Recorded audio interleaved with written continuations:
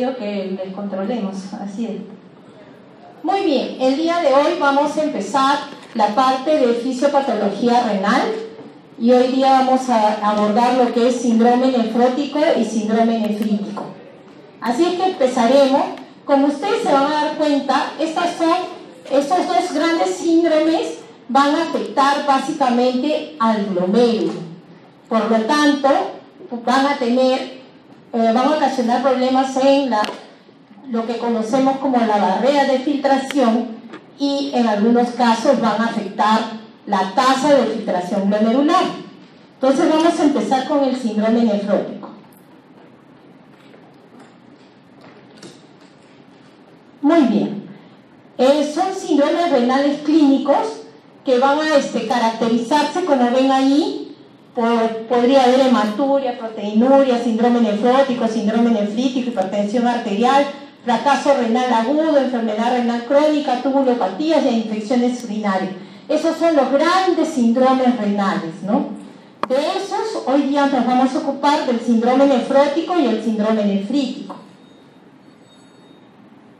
Muy bien, acá les traje un caso clínico, un hombre de 27 años, consulta por edemas de reciente inicio, no tiene datos relevantes en su historia clínica. En el examen clínico solo llama la atención el edema, la hinchazón, con fobé en los miembros inferiores. Su presión arterial es 135,80 y las pruebas de sangre y orina revelan un nitrógeno de la urea de 15 miligramos por decilitro, una creatinina en 0,9 miligramos por decilitro, una albúmina 1,7 gramos por decilitro. El análisis de orina reporta 4 cruces de proteínas en la tira reactiva. El sedimento urinario muestra cuerpos grasos ovales, escasos cilindros hialinos y algunos hematíes. Cuando se hace la prueba del cociente proteína-creatinina en orina, es de 10,8, lo que sugiere que la excreción de proteínas es de aproximadamente 10,8 gramos por día por 1,73 metros cuadrados de superficie corporal. Muy bien, ¿por qué les presento eso? Porque tenemos diferentes patologías. Esta es una de los ejemplos de las causas del síndrome nefrótico en el adulto. La glomerulonefritis membranosa, que básicamente, como ven ahí, va a afectar, miren, va a afectar la capa de los glomérulos, la capa epitelial, ¿no? Se supone que en esta zona tenemos los podocitos y también va a haber depósito de inmunocomplejos, como vemos aquí. Finalmente, eso lo que va a hacer es que se pierda la carga negativa y que puedan salir las proteínas que bajo circunstancias normales no pasan. Se producen proteínas a nivel tubular, como la proteína de Tams-Horfman, apunten eso, ¿ya? Proteína tubular Tams-Horfman, que tiene que ver mucho con lo que pueden ser los mecanismos de defensa para que no tengamos infecciones de orina. Y también que son la estructura de los cilindros. Muy bien. Vamos a ver qué cosa hay. Para que se produzcan estos daños va un aumento de la permeabilidad de la membrana basal glomerular y va a permitir el paso de proteínas, ¿no es cierto? Y estas son las 5 características del síndrome nefrótico. Proteinuria mayor de 3,5 gramos en orina de 24 horas por 1,73 metros cuadrados de superficie corporal. Así es la definición. Acompañado de edemas, hipoalbuminemia. ¿Vieron en el ejemplo cuánto tenía de albúmina? 1,7. ¿Cuánto es lo normal de albúmina? ¿Saben? ¿Cuánto es lo normal de albúmina?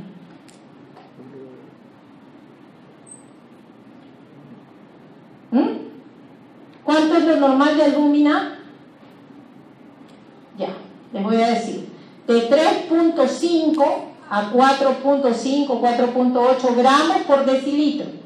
Y nuestro paciente en el ejemplo tiene 1,7 gramos por decilitro. O sea, es una hipoalbuminemia severa.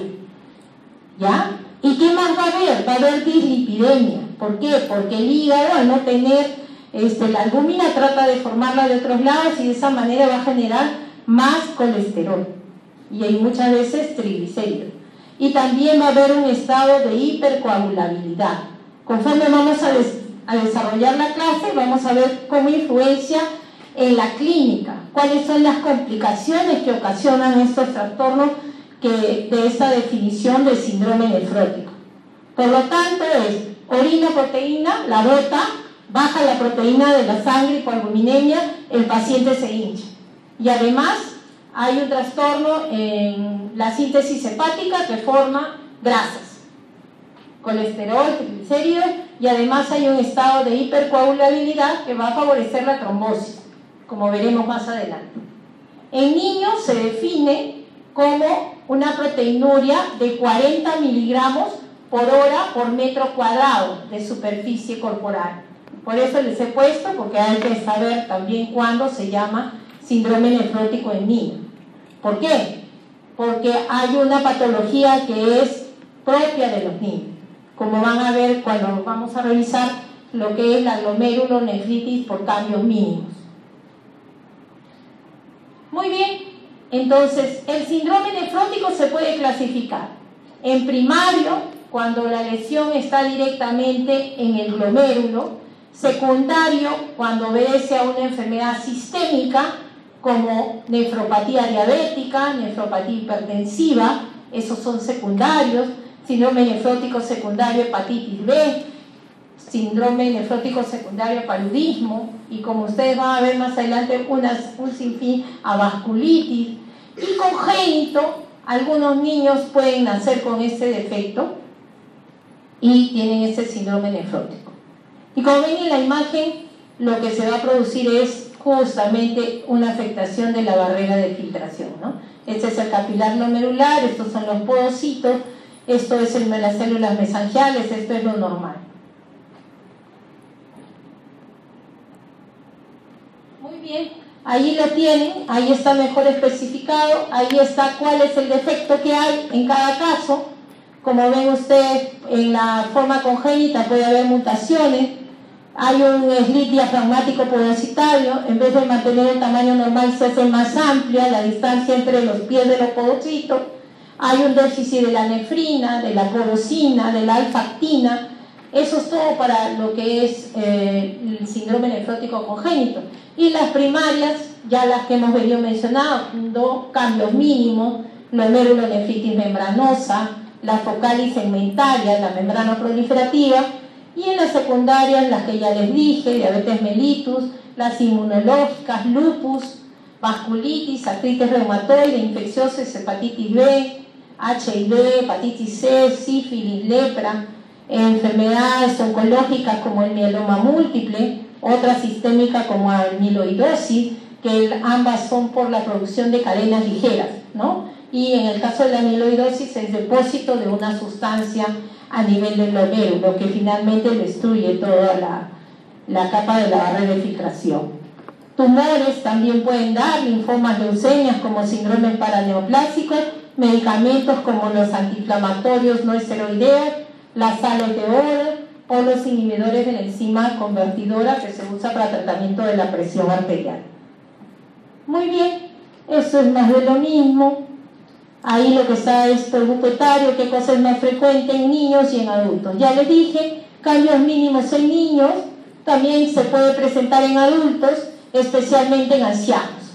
Y las otras sí son más frecuentes de adultos, la focal y segmentaria, la membrana proliferativa, la membranosa, la nefropatía por IgA, por IgM, todas ellas.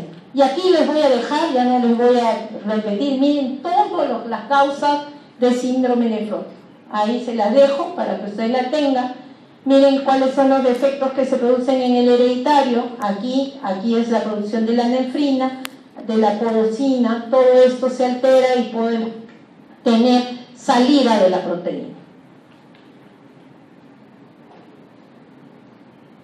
La fisiopatología, lo que nos importa ahora es qué pasa.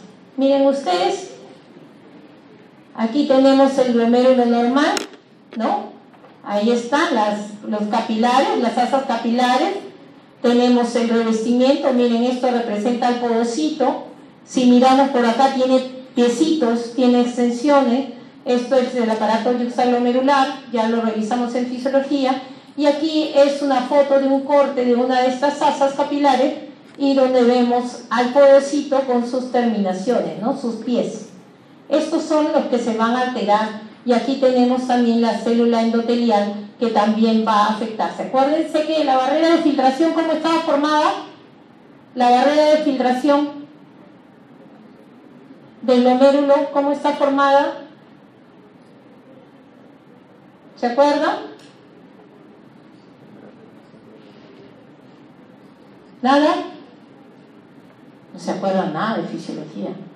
Las células endoteliales, la membrana basal con sus 3 capas y la capa epitelial de los podocitos. Esos 3 componentes son la barrera de filtración. Ya cualquiera de esos niveles puede haber depósito de inmunocomplejos o puede haber reacciones sistémicas que vienen y se depositan ahí, como vamos a ver.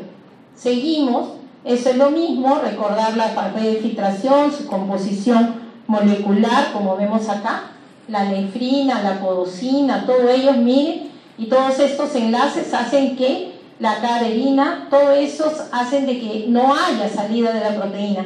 Cuando disrumpe todos estos factores y hay algo que los afecta, es cuando esa barrera que normalmente está formada por carga negativa por todos estos aminoácidos, ahí es donde se va a producir la salida de la proteína, ¿no? Y acá está lo que decíamos, la capa endotelial, que es un epitelio fenestrado con huequitos, ven ustedes, la membrana basal, que es esta de acá que no se ve bien, y luego están los podocitos con sus pies, ¿no? Por eso se llaman podocitos, porque tienen pies.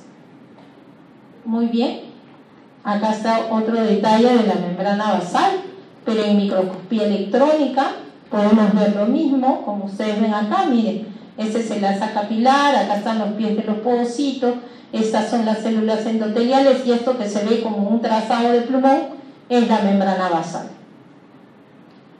¿Y qué es lo que pasa cuando hay una patología? Miren, estos pies de podocitos se pierden, se disrumpen y va a haber salida de la proteína. Igual acá, esto es para que veamos cuáles son los mecanismos para que se produzca la proteinuria glomerular. Tiene que haber un defecto en la selectividad por tamaño, ¿se acuerdan? Eso lo vimos en fisiología. Entonces, normalmente si son moléculas de tamaño pequeño pueden pasar, especialmente si son de carga positiva. Pero si son de carga negativa, como es la proteína, no debería pasar. Defectos en la selectividad por carga, daño de glomérulos que producen el heparansulfato, o sea, que va a perder su carga negativa y va a dejar pasar. Una excreción aumentada de inmunoglobulinas y de albúmina, porque las inmunoglobulinas, algunas son más pequeñas, otras son más grandes, y la albúmina, que es una grande, ¿no? ¿Qué más hay? ¿Cómo se produce la lesión? Aquí están las células epiteliales glomerulares, que son los podocitos, esas son las células epiteliales, se pueden dañar en varios tipos de glomerulonefritis o de enfermedad renal, especialmente en cambios mínimos y en glomerulosclerosis focal y segmental, ¿no? Hay una gran producción de citocinas por las células mononucleares, que son ¿cuáles? ¿Cuáles son las mononucleares? ¿Ah? ¿Cuál? Oye, ustedes que están estudiando medicina, no se pasen, ¿no? ¿Cuáles son las células mononucleares? Nada, mudos están. Monocitos y linfocitos, acuérdense de eso. ¿Qué más tenemos? Y esos van a ser responsables del daño epitelial, ¿no es cierto? Formación de los inmunocomplejos, que ya les dije, y la subsiguiente activación del complemento en el espacio subepitelial, como en el caso de la nefropatía membranosa, o enfermedades por depósito que vienen del compromiso sistémico, que van a afectar a la pared capilar glomerular, o sea, el endotelio mismo, con amiloidosis y nefropatía diabética. Esos son los mecanismos. También puede haber la falta de inflamación glomerular y la lesión tisular grave, que van a explicar la presencia de proteínas que originan el síndrome nefrótico. El sedimento urinario es inactivo y la creatinina plasmática puede ser normal o moderadamente elevada. Podemos tener un hallazgo estructural común en el síndrome nefrótico, que es una lesión importante y extensa de las células epiteliales viscerales glomerulares, o sea, a nivel de los podocitos. Confusión de ellos o borramiento. Acá lo que tenemos es un gráfico de cómo es el daño en la glomerulonefritis membranosa. Hay la de tipo 1, como ustedes ven aquí. Miren, acá tenemos los complejos que están a nivel de la membrana, sobre la membrana basal en los pies de los podocitos. ¿Ven acá? En cambio aquí, en la tipo 2, ya hay formación de estas espinas, como se ven aquí, y empiezan a afectar los pies, se van emborrando los pies de los podocitos. Miren, ya está medio serrucho, ya no tiene piecito.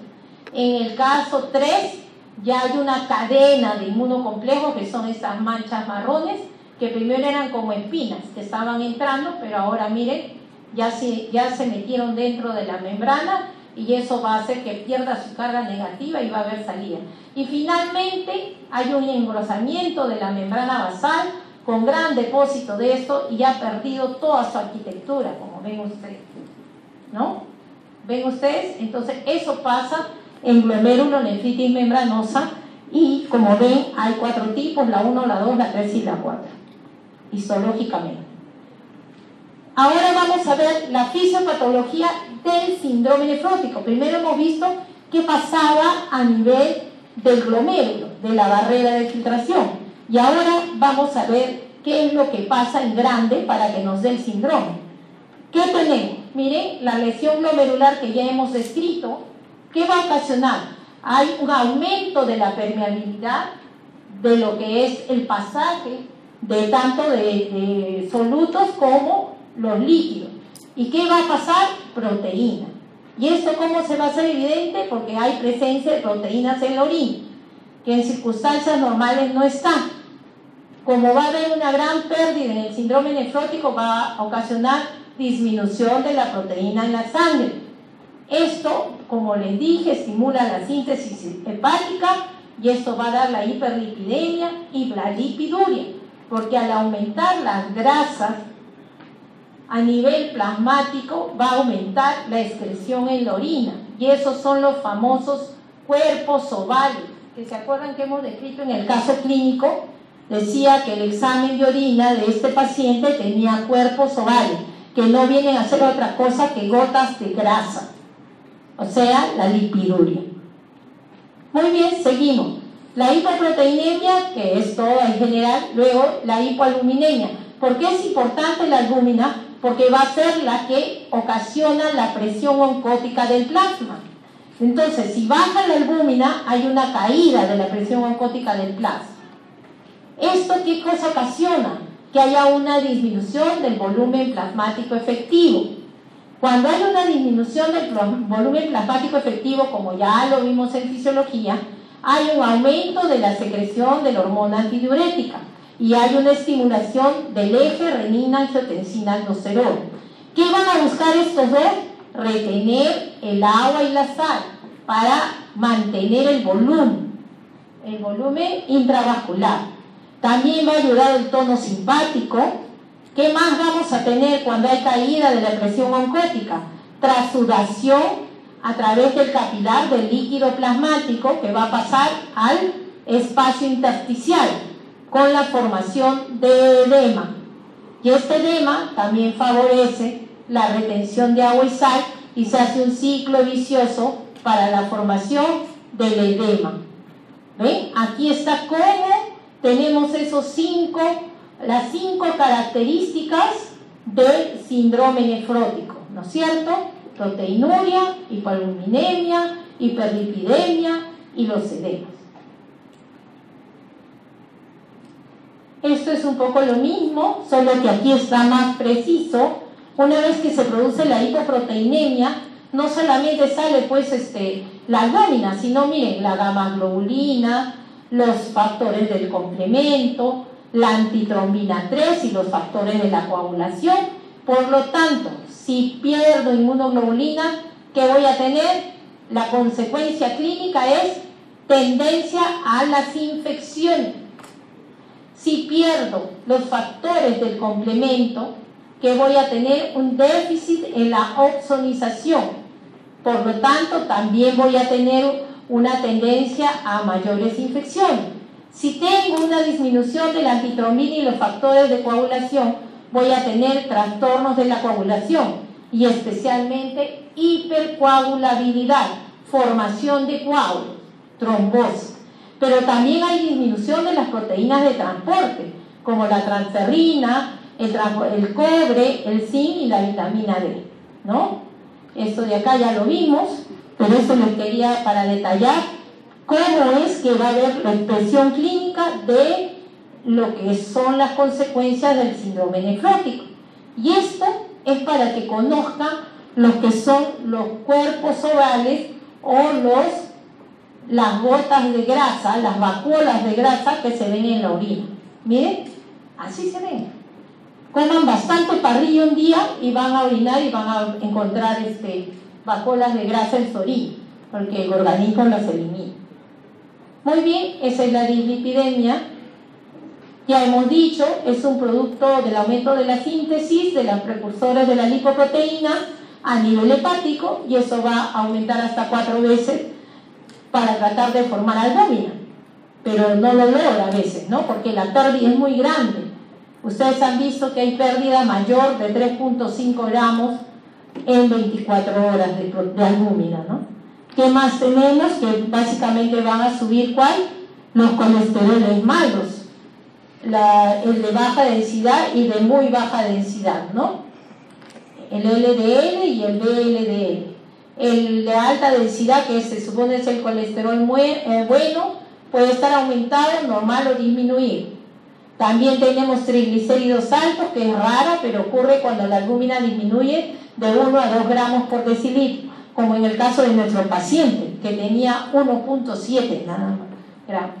Entonces el colesterol sérico va a estar mayor de 300 miligramos por decilitro y vamos a tener la presencia de lipiduria o los cuerpos ovales en la orina y cilindros grasos. ¿Por qué es importante? Porque clínicamente va a ocasionar mayor riesgo de muerte el que tengamos esta dislipidemia. Se supone que la enfermedad coronaria es 5.5 veces mayor en el grupo que tiene síndrome nefrótico que en la población general. O sea, basta que tengan síndrome nefrótico, su riesgo de enfermedad coronaria es 5.5 veces más. Por eso es importante. Y ahora se acabó tu... Ahí está. La hipercoagulabilidad, que ya hemos venido hablando también, ya hemos visto todo lo que pasaba y lo que salía en la orina. Esto lo que favorece es que tengamos trombosis de la vena renal, que puede ser agudo crónica.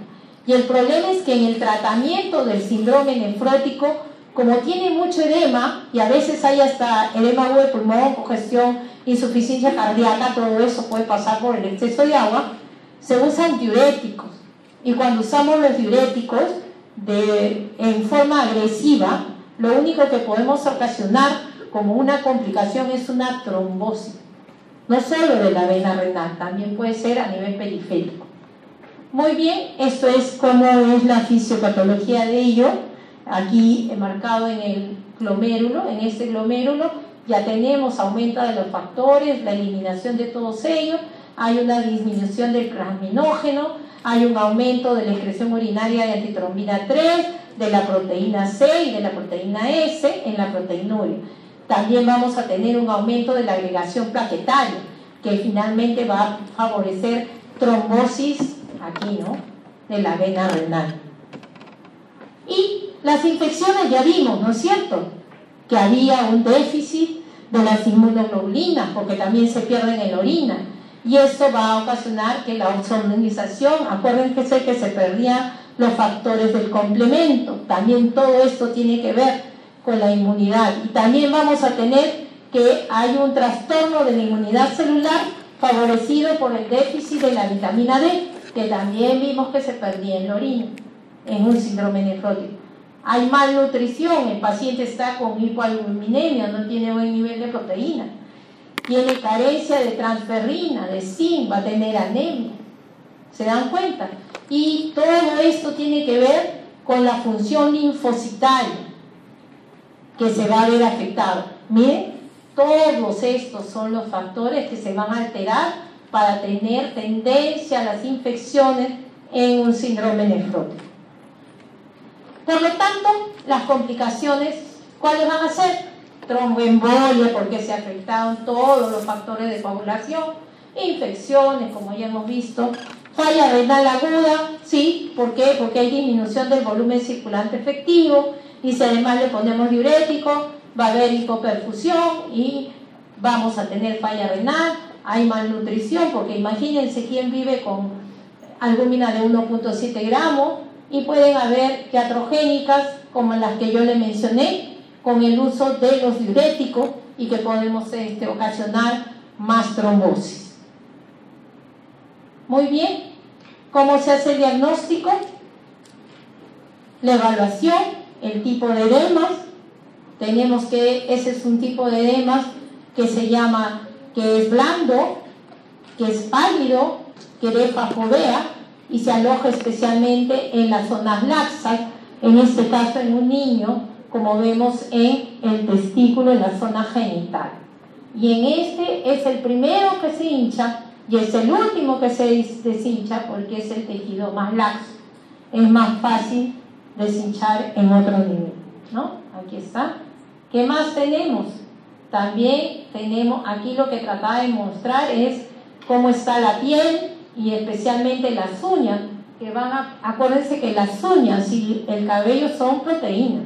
Entonces, cuando hay déficit, vamos a tener líneas, surcos en las uñas, una serie de cambios, caído el cabello, cabello pajizo. ¿Se acuerdan del kwashiorkor? ¿Han estudiado el kwashiorkor? No.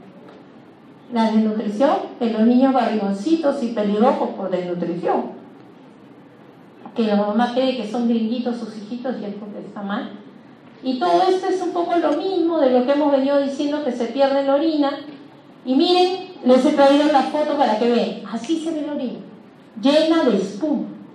Esto es proteinuria, orina espumosa, como la ven acá. Esta es la tira reactiva, que si la ponemos nos va a marcar la proteinuria. ¿Qué cosas vamos a hacer? Examen completo de orina, ¿qué es este? ¿Por qué? El examen completo es la visión microscópica y la tira reactiva. Eso es el examen completo de orina. Voy a medir la urea y la creatinina, sí, porque ¿qué hemos dicho? Que hay un gran grupo de causas que pueden afectar la función renal. Por lo tanto, tengo que saber cómo está el nivel de urea y creatinina. El hemograma completo, porque ¿qué hemos dicho? Que se pierde transferrina, pueda que el paciente tenga anemia.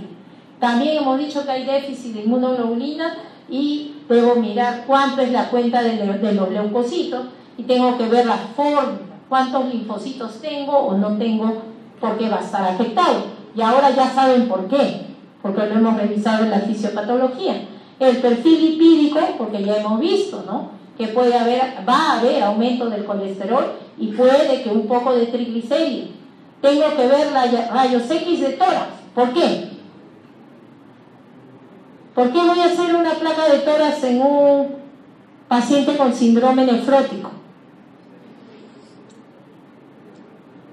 A ver, más fuerte, con ganas. ¿Ah? Puede haber edema. ¿Edema qué? ¿Edema de pulmón o de RAM? Puede haber primero de RAM, porque trasuda pues en el tercer espacio, en el intersticial, y ya. Y puedo tener edema agudo de pulmón, pero el edema agudo de pulmón pues me canta en mi cara, porque el paciente está con insuficiencia respiratoria. está muy mal, está en riesgo de muerte. En cambio, cuando tengo un derrame, te puede decir, no me duele, no respiro bien, me falta el aire. Entonces le hacemos una placa y nos encontramos el derrame, ¿no? Eso, o también puedo ver que hay redistribución del flujo, que es la parte inicial del edema agudo de pulmón. Luego la ecografía renal para ver de qué tamaño están los riñones. ¿Por qué? Porque en el caso del mieloma, en el caso de la amiloidosis y de la nefropatía diabética, los riñones son grandes, son más grandes. Entonces la ecografía me va a ayudar para mirar de qué patología estoy hablando, ¿no? Y en muchos casos, especialmente en adultos, el diagnóstico etiológico es la biopsia renal.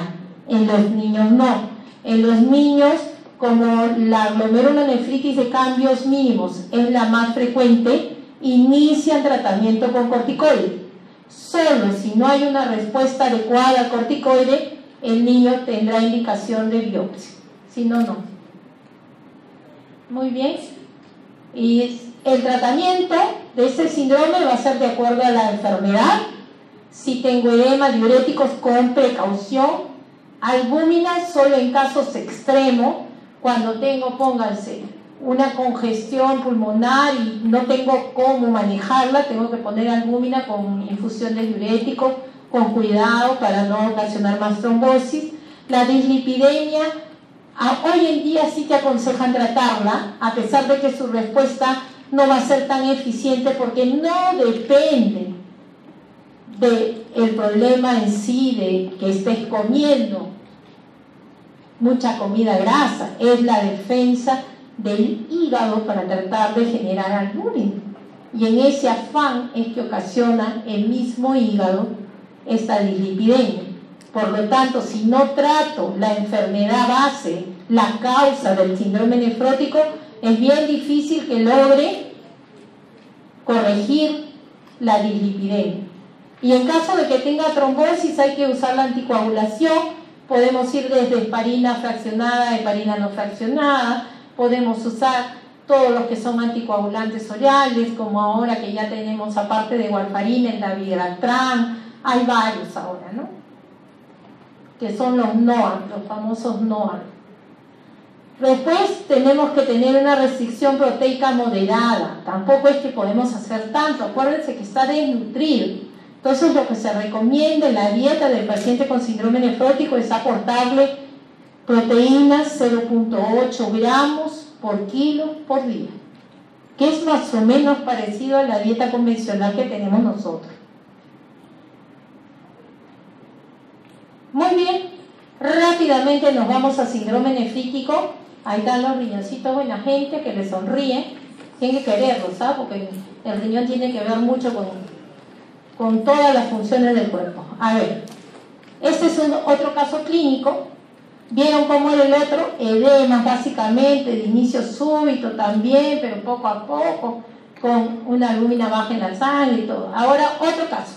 Esta es una mujer de 16 años que advierte de forma repentina el inicio de edema periorbitario y orina marrón oscura, por lo que acude a urgencias. Ella hasta esa fecha ha gozado de buena salud y hasta hace 2 semanas que presenta dolor de garganta relacionada a infección de vías respiratorias altas. El episodio se acompañó de fiebre persistente que le impidió asistir a clases por 3 días. La fiebre y los síntomas respiratorios se resolvieron espontáneamente. En el examen físico presenta una presión arterial de 150 con 105 milímetros de mercurio, edema en la cara y una mínima inflamación de la faringe. Las pruebas de sangre y orina muestran un NOR en 32 miligramos por decilitro. ¿Se acuerdan? El anterior era 15. ¿No es cierto? Muy poquito. Este está alto. Una creatinina en 2.1 miligramos por decilitro. Alto. Una albúmina en 3.7 gramos por decilitro. Normal. Análisis de orina tiene proteinuria 1 cruz en esa tira reactiva. Hematíes, presencia de hematíes por tira reactiva también. El sedimento, que es la visión microscópica de la orina, múltiples hematíes, la mayoría de ellos dismórficos. ¿Qué quiere decir? Que pierde su característica oval que tiene el glóbulo rojo, o sea, la membrana del glóbulo rojo se afecta al pasar por la membrana basal glomerular, un poco que se deforma, y por eso se llama dismórfico o grenado también, ¿ya? Y también algunos cilindros, miren, en el otro que había un cilindro serio nomás, y ahora aquí hay un cilindro granuloso y hemático, diferente que el otro. El coeficiente proteína creatinina es 1.1. ¿Se acuerdan cuánto era en el caso anterior? 10.8. O sea que era un montón. En cambio este es 1.1. La biopsia renal se realizó al tercer día cuando aparecieron infiltrados pulmonares. ¿Por qué? Porque el síndrome nefrítico tiene una causa que puede afectar el pulmón también. Muy bien. Aquí están diferentes, cómo también se van a dañar las asas glomerulares, son diferentes etiologías. Esta es una membranosa, es una rápidamente progresiva, se llena el glomérulo. Vamos a la definición. En este caso, a diferencia del síndrome nefrótico, es conjunto de síntomas y signos de inicio súbito y autolimitado. ¿Por qué? ¿Por qué? Porque de pronto aparece el cuadro clínico que hemos visto, paciente que se hincha, edema prioritario, orina oscura, puede no haber proteinuria, hipertensión arterial y edemas, ¿no es cierto? Entonces, ¿qué tenemos? Este síndrome nefrítico es una consecuencia de la inflamación de los glomérulos renales. Es un proceso inflamatorio agudo que afecta predominantemente a los glomérulos de patogenia inmunológica, inducido por causas primarias o como reacción de enfermedades sistémicas. ¿Cómo es eso? ¿Qué es lo que caracteriza a este síndrome? Esta va a estar caracterizado por hematuria, edema e hipertensión arterial. En el nefrótico eran 5 características, en el nefrítico son 3, que es medio: hematuria, edemas e hipertensión arterial. ¿Puede haber algo de proteinuria? Sí, pero no es característico. Y además suele afectar la función renal, o sea, da insuficiencia renal aguda y disminución del volumen de orina, que se conoce como liguria. Aquí están las causas. Las más descritas son las ocasionadas por bacterias, especialmente el estreptococo, beta hemolítico del grupo A, pero pueden ser una serie, estafilococo, el estreptococo viridam, pueden ser también los micoplasmas, la Klebsiella, el proteo, la pseudomonas, todos ellos. Pueden ser también virus, porque se acuerdan que les describí hepatitis B, hepatitis C, el virus de la inmunodeficiencia humana, el VIH, Epstein-Barr, citomegalovirus, varicela, rubiola, ahí tienen todo. Pueden ser parásitos, sí, la malaria, la esquistosomiasis, la toxoplasmosis, la filariasis, como ven. Hay otras, sí, algunos hongos también, Candida albicans, Coccidioides immitis, rickettsias, como se ven. Todas esas son secundarias a la reacción a la bacteria o al virus, al hongo, al parásito. Puede haber glomerulonefritis. Y también tenemos las glomerulonefritis primarias, que son ocasionadas en el mismo glomérulo, que no son consecuencia de una infección. Y acá las tenemos. Aquí tenemos la glomerulonefritis extracapilar, los tipos 1, 2 y 3, la membrana proliferativa, la glomerulonefritis proliferativa mesangial no por IgA y la mesangial por IgA, por inmunoglobulina A. Muy bien, tenemos enfermedades sistémicas, lupus, púrpura de Henoch-Schönlein, crioglobulinemia, vasculitis, Gutt's-Pasteur, que es lo que sospechaban en esta señora del ejemplo, en esta joven del ejemplo. Por eso cuando hubo ya infiltrados pulmonares fueron a ver. ¿Y ahí qué se va a presentar? Va a haber hematuria y va a haber hemoptisis. Porque el mismo tipo de la lesión que se produce en el riñón se produce en el alveolo. Y ese es el culpastro. Tenemos síndrome urémico hemolítico, la púrpura trombocitopénica trombótica, el arterioembolismo renal, la microangiopatía trombótica. Y otras enfermedades renales, nefritis, túbulo intersticial, la posradiación cuando reciben radioterapia, nefropatía asociada al síndrome de Guillain-Barré, la enfermedad de Charcot-Marie-Tooth, nefropatía postquimioterapia, miren, todo lo que da.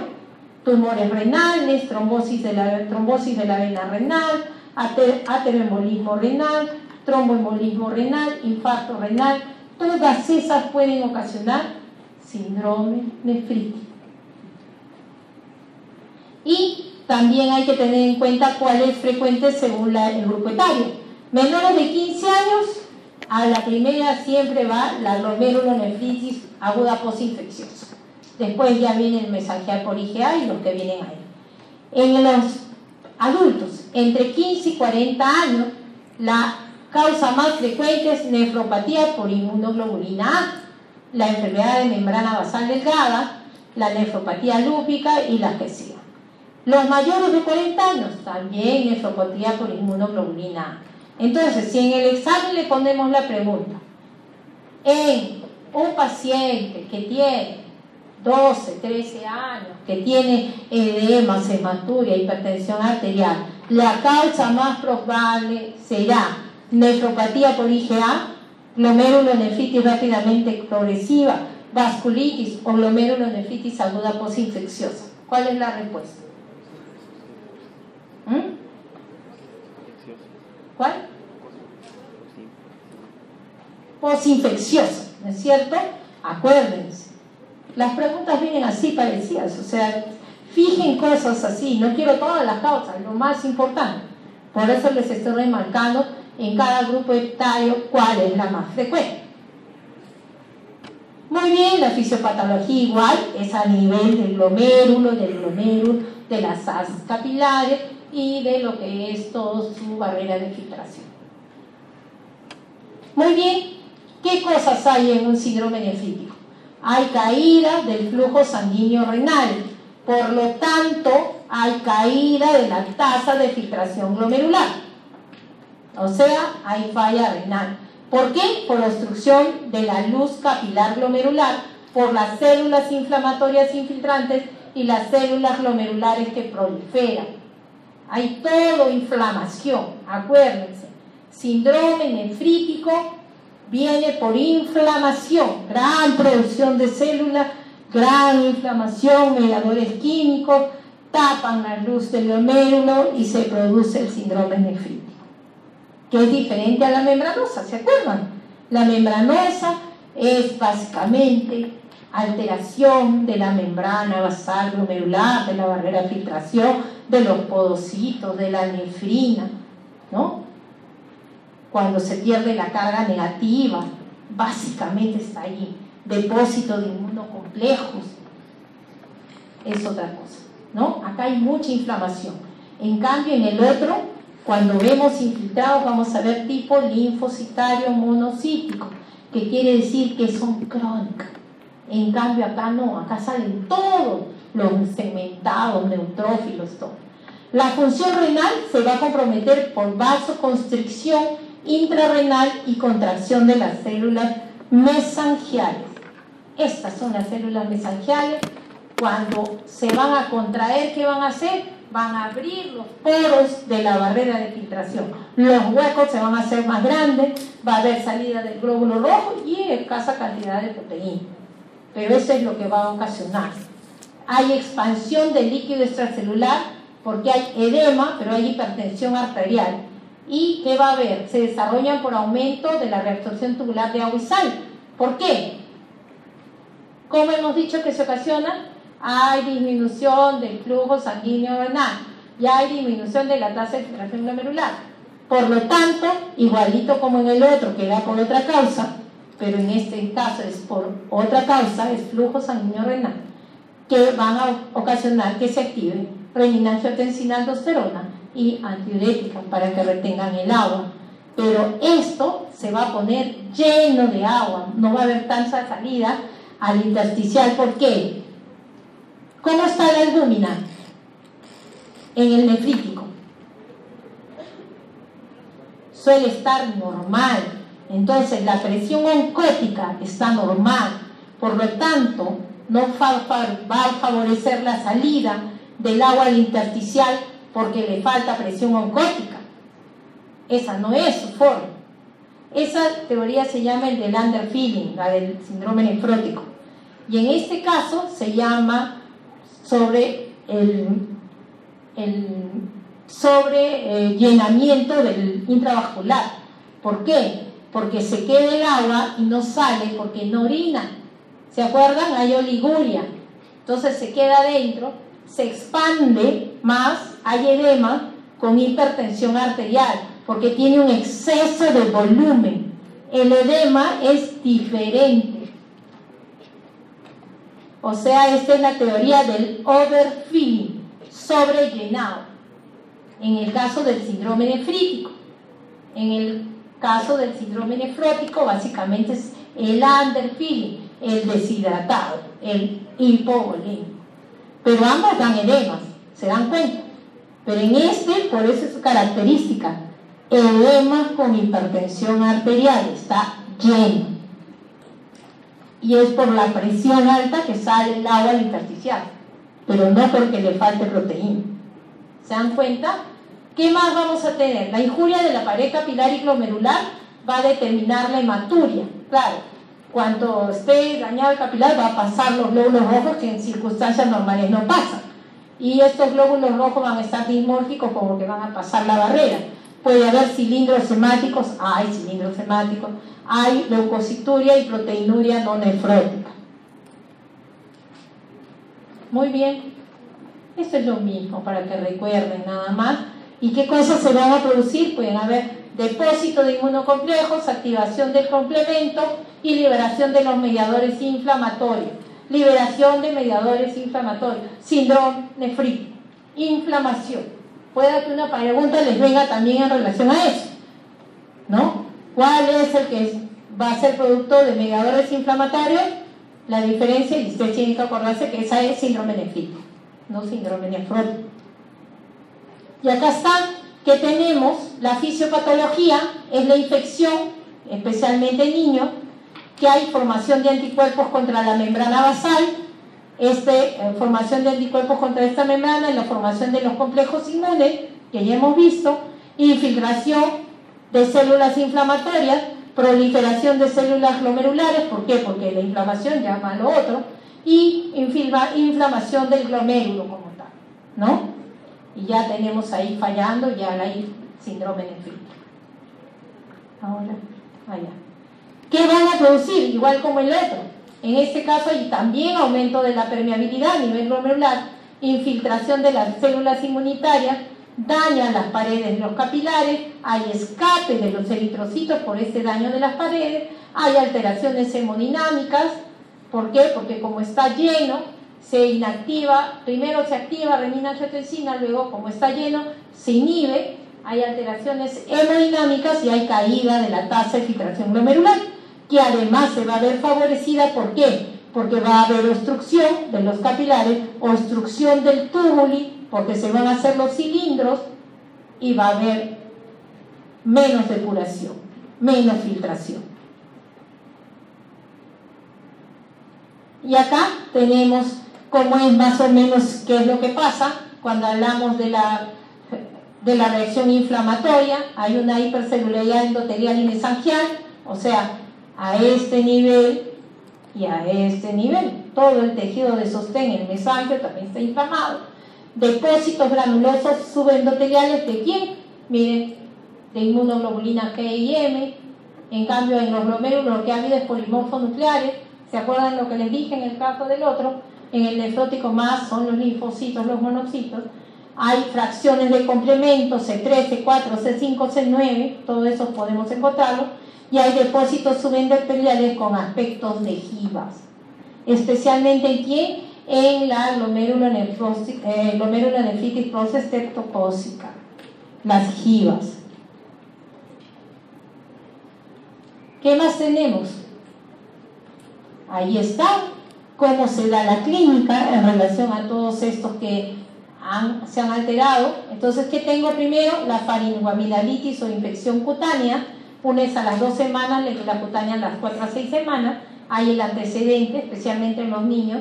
Y acuérdense, la característica de la infección en la piel es que tenga costra mielicérica, o sea, que sea semejante a la miel, media amarilla, naranja, esa costra que se hace en los niños o a veces en los adultos, y esa es la característica del estreptococo.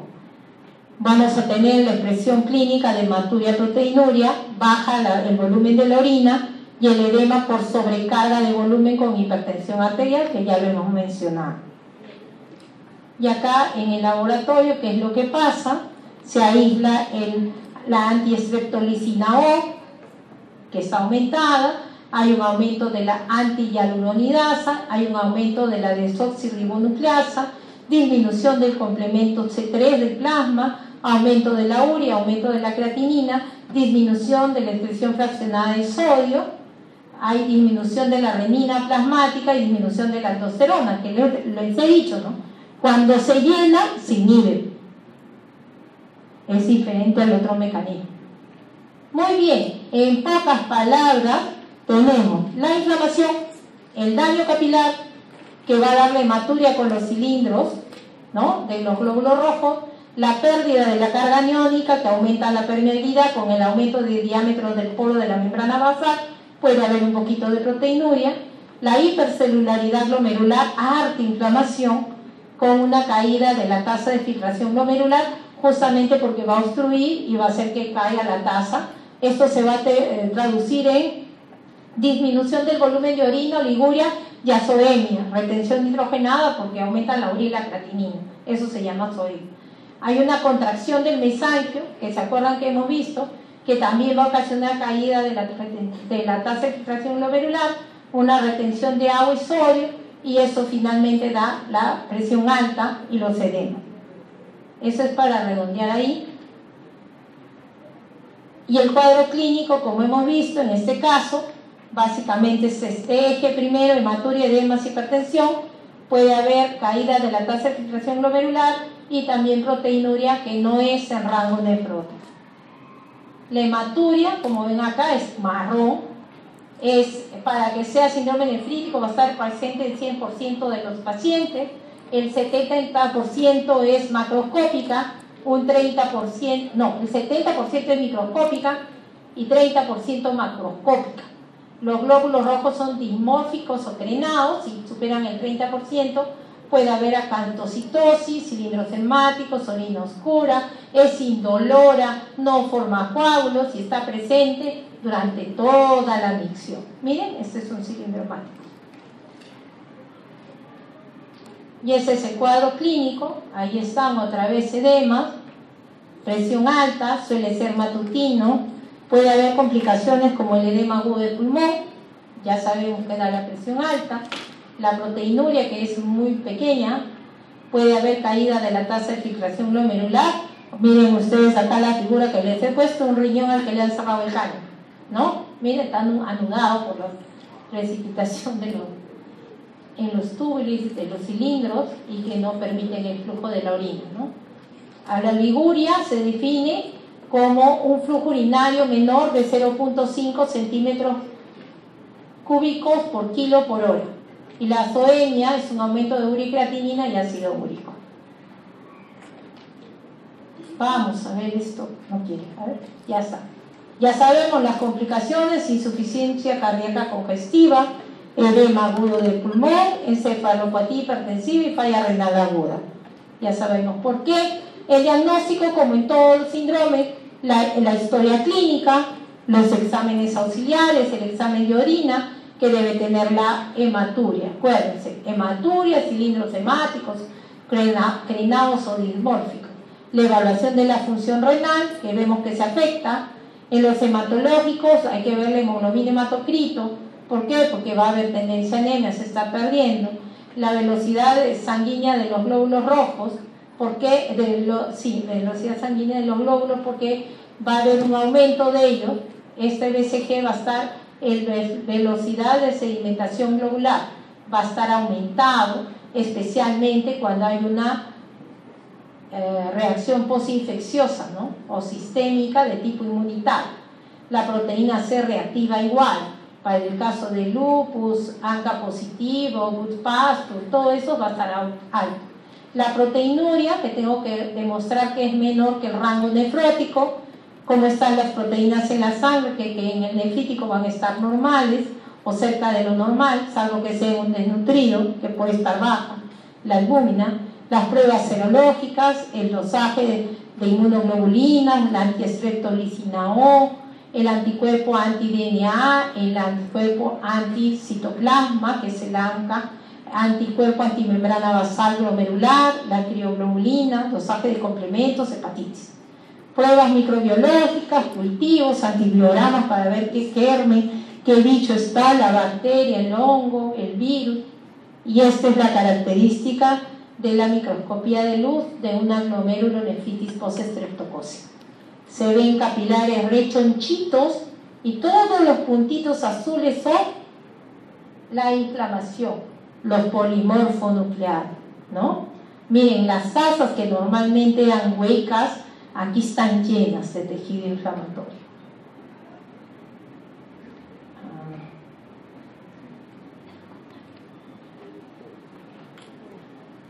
Cuando se hace biopsia renal, solo si hay duda diagnóstica, si el complemento es normal, si el anticuerpo antiestreptolicina O es negativo, si la proteinuria es masiva, si tengo una retención nitrogenada que pese a todas las medidas de control de la presión, del tratamiento antibiótico, no mejora. Esos son los casos de la indicación de biopsia renal en el síndrome nefrítico. Acá hay otras indicaciones. Acá está bien claro. Cuando hay sospecha o signos de enfermedad sistémica, ausencia de intervalo libre de entre infección y el síndrome, que se supone que por lo menos tienen que pasar 2 semanas cuando es a nivel de garganta o 4 a 6 semanas si es piel. Acuérdense de eso. Si no hay ese periodo, también tengo que ver si tengo que hacer la biopsia. Anuria prolongada, más de 5 días, deterioro progresivo de la función renal sin complejo, dice, yo ni leo ya, sin comienzo anúrico, o sea que no ha habido disminución del volumen de la orina, ¿no?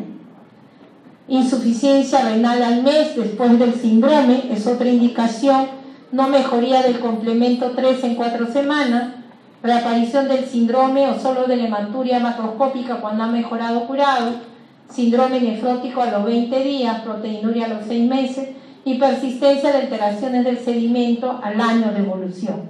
Ahí tenemos que hacer biopsia. Acá está, miren, en la microscopía la ubicación de los complejos inmunes. Miren, esta es la cápsula de Bowman, estos son los capilares glomerulares, estas son las células mesangiales, como vemos acá, y los complejos pueden depositarse a este nivel, que es a nivel de los pies de los podocitos, a nivel de la célula endotelial o a nivel de la membrana basal, ¿no? En cualquiera de los, o dentro del mismo capilar, ¿no? Acá se ve mejor, bien. Esta figura está más detallada. Este es capilar normal, asa capilar normal, y esta es una asa capilar con gran proliferación de las células del capilar glomerular y con gran cantidad de tejido inflamatorio. Prácticamente llena la luz, ¿no? Capilar. Así se ve, y hay depósito de los complejos inmunes, como vemos acá, ¿no? Y todo eso va a pasar en glomerulonefritis. Acá está difusa aguda, ¿no? Hay grumos, hay aumento de células mesangiales, como vemos acá. Miren, aquí, estas células son las células mesangiales que aumentan y como son como elásticos van a jalar y van a producir más daño, más salida de glóbulos rojos. El diagnóstico diferencial ya se los dejo porque ya hemos revisado cuáles son. Y el tratamiento. En este caso, dieta hiposódica, sin sal. porque los alimentos de por sí tienen sal. Esa comida que cocinamos sin nada de sal tiene 1 a 2 gramos de sal, porque es propia de los alimentos. Restricción hídrica, ¿no? Tengo que darle casi nada de líquidos, no sopas, no gelatinas, no mazamorras, nada de eso, nada que sea líquido. Acuérdense, fruta y verdura, su peso se va a volver agua. Entonces tienen que tener cuidado también con eso, para la restricción. Diuréticos de asa, furosemida, 1 miligramo por kilo por dosis. Antihipertensivos, calcio antagonistas, de preferencia. Si no, también podemos usar inhibidor de la enzima convertidora y ARA2, siempre y cuando la tasa de filtración glomerular sea mayor de 30 mililitros por minuto. Si ya está por debajo, como hemos dicho que el síndrome nefrítico sí se afecta a la función renal, por eso es que el de elección es calcio antagonista, ¿no? Y podríamos usar algún beta bloqueador también, siempre y cuando la función renal esté por encima de 30. Y en la profilaxis, cuando tenemos alta sospecha de que ha sido posinfecciosa por estreptococo, se usa la penicilina benzatínica. Resumiendo, de los dos que hemos visto hoy día, ahí está. Síndrome nefrótico, inicio insidioso, poco a poco. Nefrítico súbito. El edema del nefrótico siempre es mayor que el del nefrítico. Presión arterial suele ser normal en el nefrótico. Presión arterial aumentada en el nefrítico. Presión venosa central normal o baja. En el nefrítico, presión venosa central aumentada. Proteinuria. 4 cruces en el nefrótico, la proteinuria puede estar entre 1 a 2 cruces en el nefrítico. Hematuria, puede haber o no, no es una característica del nefrótico. Y en la hematuria, miren, 3 cruces. Cilindros hemáticos, negativo. Cilindros hemáticos en el nefrítico, positivo. Albúmina baja en el nefrótico. En el nefrítico, normal o leve disminución. Esas son las diferencias. ¿Por qué son importantes? Porque hemos revisado estos dos grandes síndromes, porque en la patología renal se van a expresar como las famosas glomerulonefritis, ¿no? Y de las cuales la más resaltante es la glomerulonefritis membranosa para el caso de síndrome nefrótico, y las mesangiales y las difusas o postestreptocócicas también para síndrome nefrítico. Y ahí lo tienen. Hay alteraciones urinarias, como ven acá, hematuria microscópica y proteinuria, las glomerulonefritis. La hematuria macroscópica, eso va a estar para el síndrome nefrítico. Síndrome nefrótico, la presencia de proteinuria mayor de 3.5 gramos en adultos y 40 miligramos por hora por metro cuadrado de superficie corporal en niños, con hipoalbuminemia. Nefrítico, cuadro clínico agudo, caracterizado por oliguria, hematuria y edemas e hipertensión arterial. ¿Se acuerdan? La proteinuria es no nefrótica. Tenemos estadios de esta glomerulonefritis, sí. ¿Por qué están mencionadas? Porque se deteriora rápidamente la función renal y pueden acabar en diálisis en días o semanas. Y luego tenemos otras glomerulonefritis crónicas que van a evolucionar en el tiempo, o sea, a pesar de los tratamientos no van a ceder, va a haber hematuria microscópica, va a haber proteinuria, más deterioro lento y progresivo de la función renal, y la proteinuria puede ser moderada o intensa. El tiempo de la progresión hacia la insuficiencia renal terminal va a ser variable según cómo se trate de membranosa, membrano proliferativa, mesangial, depende del tipo. ¿Qué más tenemos? Según la edad, cómo se presenta, acá tenemos síndrome predominante menores de 15 años en el síndrome nefrótico, cambios mínimos. Cuando es síndrome nefrítico, que hemos dicho, era posinfeccioso. Y aquí en los mayores de 15 a 65 la membranosa, mayor de 65 membranosa, cambios mínimos, diabetes, focal y segmentaria, amiloidosis, nefropatía por IgA, vasculitis, nefropatía por IgA. ¿ya? Y acá las características, como es para las cuestiones de que tengan hematuria, síndrome nefrótico, nefrítico, si van a rápidamente progresiva o a glomerulonefritis crónica, como evolución. ¿Cómo es el hallazgo serológico? Cuando especialmente son de las enfermedades autoinmunes, ahí está, cómo se presenta el complemento, la antistreptolicina O, la antimembrana basal glomerular o el anticuerpo anticitoplasmático. Eso se los dejo para que lo tengan. Y hemos terminado maratónicamente. ¿Alguna pregunta?